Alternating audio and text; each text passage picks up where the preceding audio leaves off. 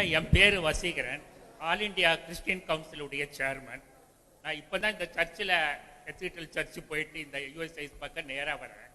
நான் சமீபத்தில் ரோமில் இந்த மதர் தெரசாக்கு போனேன். பட் என் கேள்வி என்னன்னா, நான் ப்ராட்டஸ்டன்ட்டு, எங்கதில் மேரி மாதாவை ஒத்துக்க மாட்டேன்றாங்க, கேத்தலிக்கில் ஒத்துக்கிறாங்க.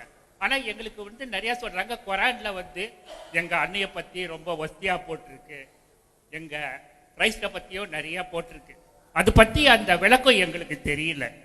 அதனால அந்த குரான்ல அந்த மேரி மாதா பற்றி, இயேசு பிரானை பற்றி என்ன போட்டிருக்குன்னு தெரிஞ்சா எங்களுக்கும் அந்த மத ஒரு நல்லுணர்வு வர்றதுக்கு ரொம்ப உதவியா இருக்கும். அதை பற்றி தயவுசெய்து விளக்கம் அளிச்சிருங்கன்னா ரொம்ப நல்லா. அதாவது இந்த கேள்வி கேட்ட சகோதரர் கிறிஸ்துவ மார்க்கத்தில் உள்ள இயேசுநாதரை பற்றியும் அவங்களுடைய தாயார் மேரியை பற்றியும் குர்ஆனில் இஸ்லாத்தில் என்ன சொல்லப்பட்டிருக்கிறது அதை பற்றி விளக்குங்கள் என்று கேட்கிறார். இஸ்லாத்தை பொறுத்த வரைக்கும் முகமது நபி அவர்களை நாங்கள் அல்லாஹ்வுடைய தூதர் என்று நம்புகிறோம். அதாவது இறைவனிடமிருந்து மெசேஜ் வாங்கி மக்களுக்கு கொடுத்தார்கள். ஆனால் அவர்களுக்கு எந்த இறைத்தன்மையும் கிடையாது.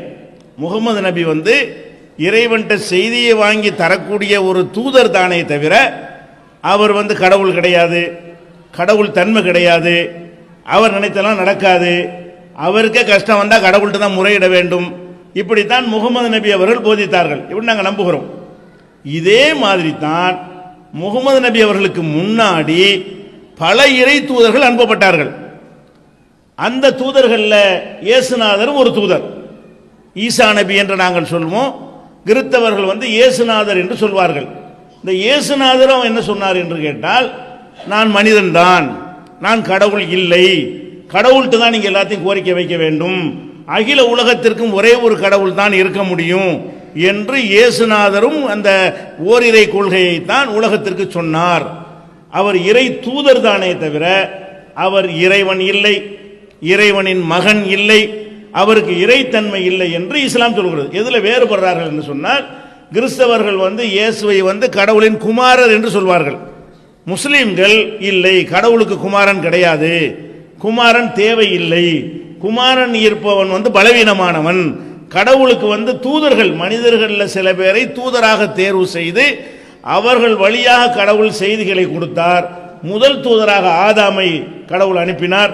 இப்படி வரிசையாக அனுப்பப்பட்ட தூதர்களில் நபிகள் நாயகத்திற்கு முன்னாடி அனுப்பப்பட்ட தூதர் இயேசுநாதர். அவர் கடவுளுடைய மெசஞ்சர், சரியான மார்க்கத்தை சொன்னவர் அப்படின்னு நாங்கள் நம்புகிறோம்.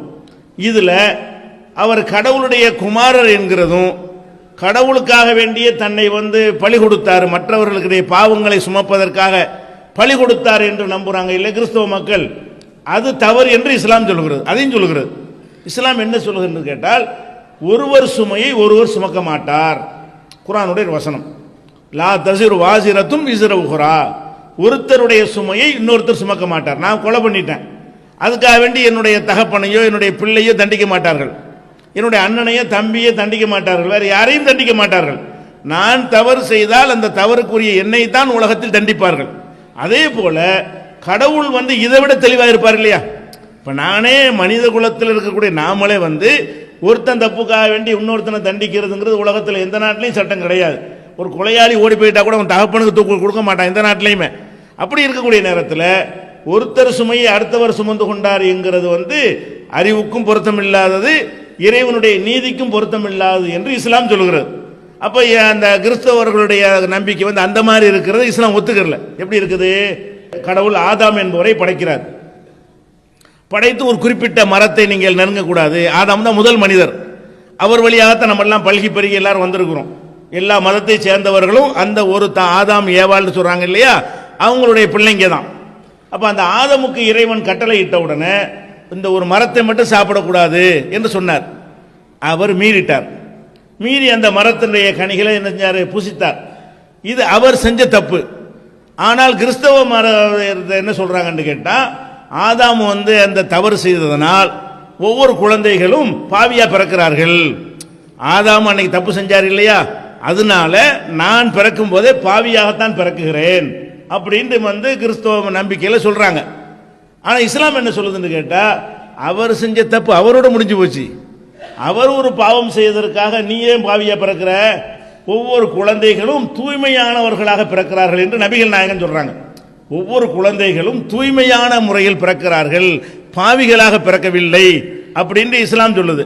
அப்ப கிறிஸ்தவர்கள் எதுல வேறுபடுறாங்கன்னு கேட்டா பாவியா பிறக்கிறாங்கிறாங்க. சரி, பாவியா பிறந்தாச்சு, அதுக்கு என்ன செய்யணும்? அந்த பாவத்திற்கு ஒரு பரிகாரம் செய்யணும். ஆதாம் செய்த பாவத்திற்கு நம்மளாம் என்ன செய்யணும்? பிறவி பாவம்னு வச்சிருக்கிறாங்க பேரு. அதுக்கு நாமெல்லாம் ஒரு பரிகாரம் செய்யணும். என்ன பரிகாரம்? பெரிய பரிகாரம் செய்யணும். எல்லாருக்கும் அந்த பரிகாரம் செய்ய முடியாத காரணத்தினால இயேசுநாதர் என்ன செய்யறாருன்னு கேட்டா எல்லாருடைய பாவத்தையும் அவர் சுமந்து கொண்டு தன்னை கடவுளுக்காக பலி கொடுத்து விட்டார். இதை யார் ஏற்றுக்கொள்கிறார்கள் அவர்கள் தான் மோட்சம் அடைவார்கள். ரெண்டு இடத்துல இதை கொண்டு வர்றாங்க. இதை ஒருவர் பாவத்தை ஒருவர் சுமப்பார்.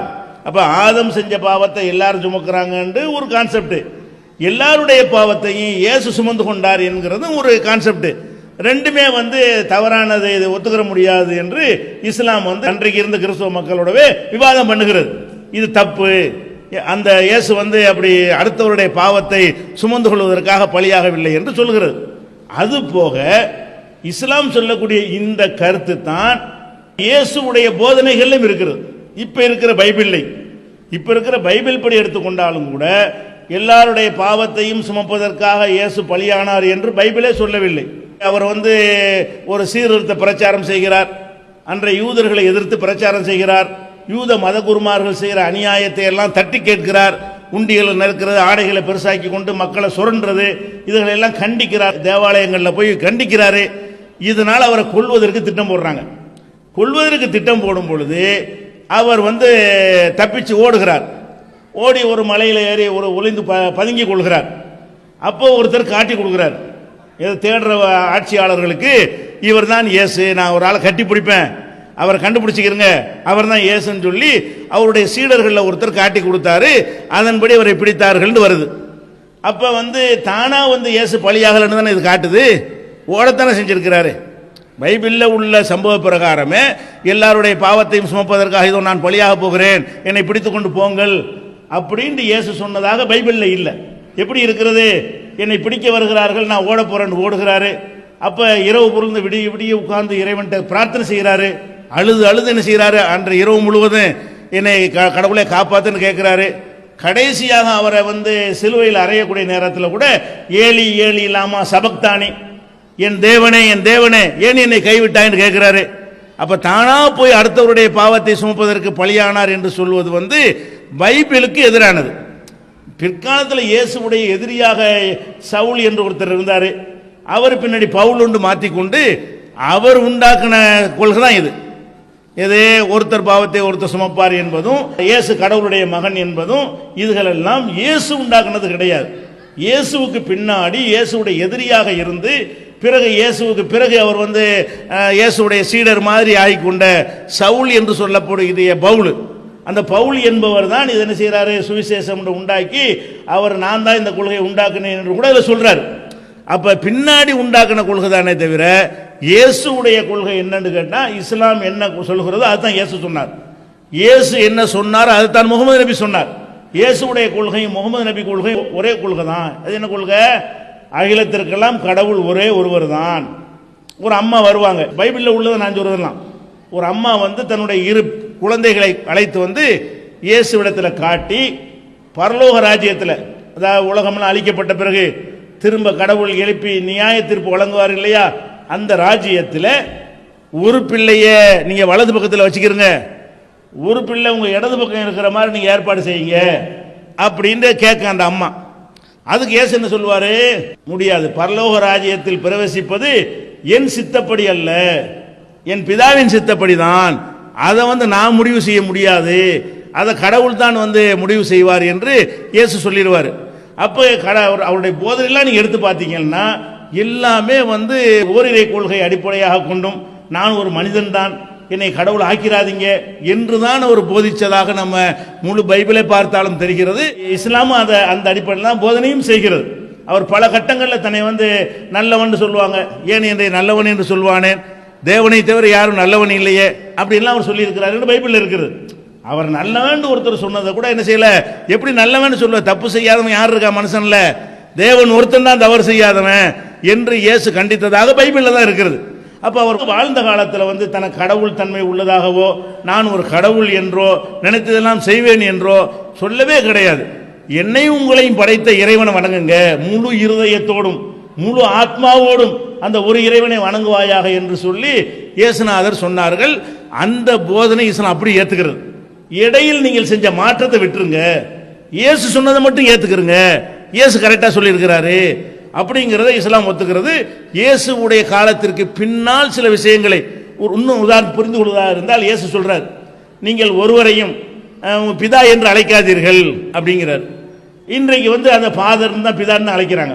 மத குருமார்கள் என்ன செய்யறாங்க, அவர் எதை செய்ய வேண்டாம் என்று சொன்னதாக பைபிளில் இருக்கிறதோ யாரையும் நீங்கள் பிதா என்று அழைக்காதீர்கள் என்று சொல்லி இருக்கும் பொழுது அவரை பிதான்னு அழைக்கிறார்கள். அதே மாதிரி ஆடைகளை பெருசாக தொங்க விட்டுக் கொள்ளாதீர்கள், உங்களுடைய தேவைக்கு மேல் அதிகமாக சேர்த்துக் கொள்ளாதீர்கள், ஒரு கைத்தடி ஒரு செருப்பு அதை தவிர வேற எது நீங்கள் கொண்டு செல்லாதீர்கள், பணத்தை தேடி அலையாதீர்கள், பெரிய பெரிய ஆலயங்களை கட்டுவதற்கு முயற்சிக்காதீர்கள் என்றெல்லாம் அவர் நிறைய அறிவுரைகள் சொன்னார். அதுல எதுவுமே பின்னாடி வந்தவங்க மீறிட்டாங்க. இஸ்லாம் என்ன சொல்லுதுன்னு கேட்டா, இயேசுவை வந்து ஒரு சிறந்த இறை முகமது நபியை நாங்கள் எப்படி மதிக்கிறோமோ அதே மாதிரி இயேசுவை நாங்கள் மதிப்போம் இறை தூதராக. இதுக்கு தான் முகமது நபி அவர்கள் சொன்னார்கள், ஒரு பொன்மொழி மக்களை எல்லாம் கூட்டி வைத்து சொன்னார்கள், லா துத்துரூனி கமா அத்தரத்தின் நசார ஐசபன மரியம், மேரியுடைய மகன் இயேசுவை கிறிஸ்தவ மக்கள் எப்படி வரம்பு மீறி புகழ்ந்து விட்டார்களோ அது மாதிரி என்னை புகழாதீர்கள். முகமது நபி மக்கள்கிட்ட சொல்றாங்க, இயேசுவை வந்து கடவுள் குமாரன்றாங்க, அவரே கடவுள் என்றும் சொல்லிவிட்டார்கள், அந்த மாதிரி என்னை நீங்கள் புகழக்கூடாது.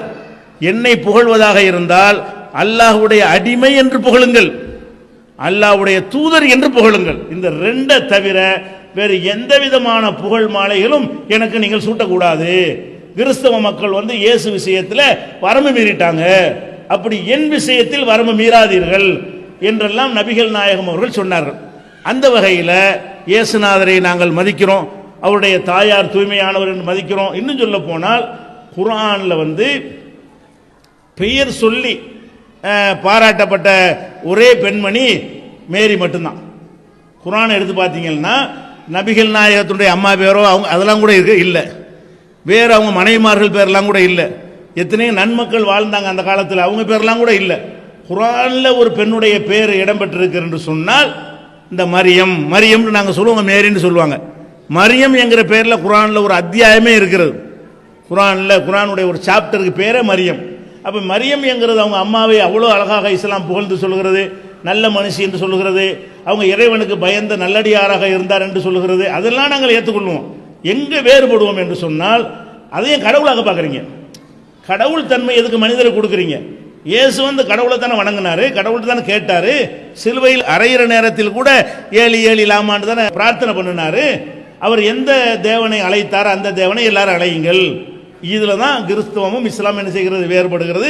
இயேசு இறை மகனா என்கிற ஒரு தலைப்புல விரிவு ஆதாரம் நான் சொன்னதெல்லாம் ஒரு வசன நம்பர் இல்லாமல் சொல்லியிருக்கிறேன்.